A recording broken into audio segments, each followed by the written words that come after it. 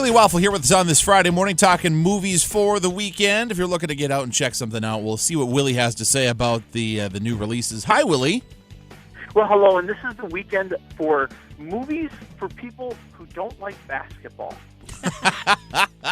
Perfect. That seems, on multiple levels, like a good way to put it. Oh, absolutely. I mean, come on. Yeah, the Hollywood people know that there are going to be many, many, many wings eaten this weekend. Many, many games watched, many highlights viewed. And so they put out movies that might appeal to a different crowd. Right. Let's dig right in. Let's continue the Divergent series with the latest in that particular franchise. Yeah, although, God, I wish they wouldn't. Seriously, if you haven't caught Divergent fever by now, just consider yourself lucky, and please tell me where I can find the remedy. The series has been mediocre at best. We're in movie number 3 of 4. That ought to scare you. There's going to be another one of these things. Right. But what really gets me is that they really do feel like all these movies have been designed just to keep the franchise going. You know, this is just a jumbled plot. It doesn't really seem to be going anywhere. They seem to be creating these new layers, not to make the story better, not to make the characters more interesting, but to just say, hey, we can get another movie out of that. Cha-ching! That's not a good way to do it. No, it's not. And that seems to be where this whole thing is going. So you end up with these boring movies. You end up with these feudal movies. You end up with special effects that are second-rate at best.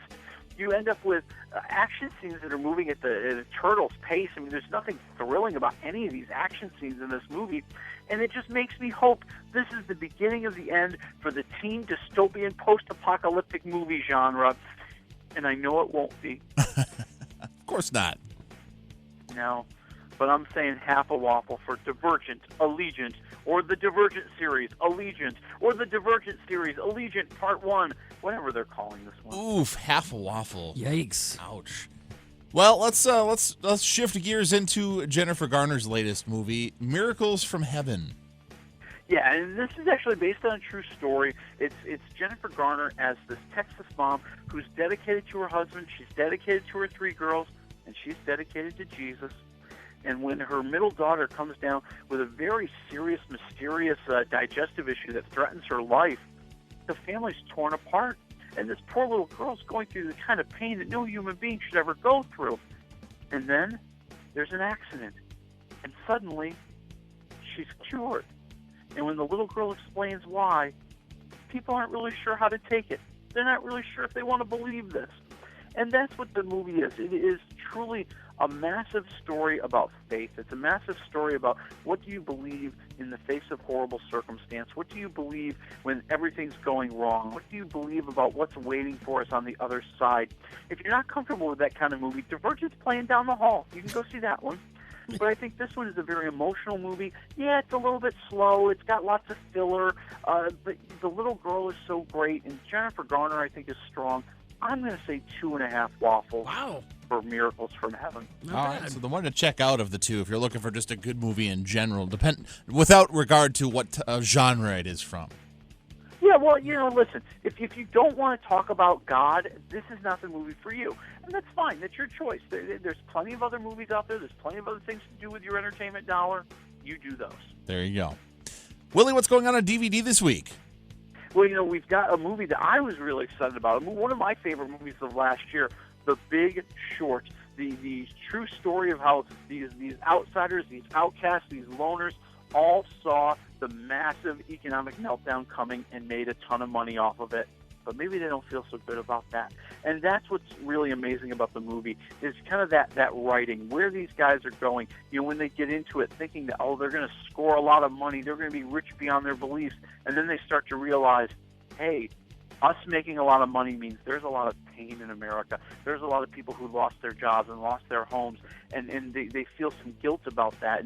And to watch each character kind of process that and deal with it is why this movie's so good. Also, it's just so well written. It is one of the best written movies of the year. Who would have thought Adam McKay, the guy who works with Will Ferrell, would be delivering an Oscar-nominated movie. I think it's great.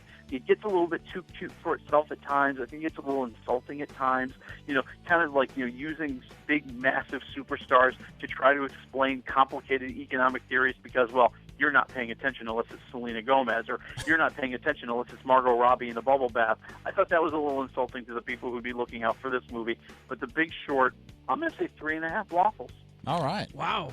All right, there you go. Willie, what are we talking about next week when we chat again?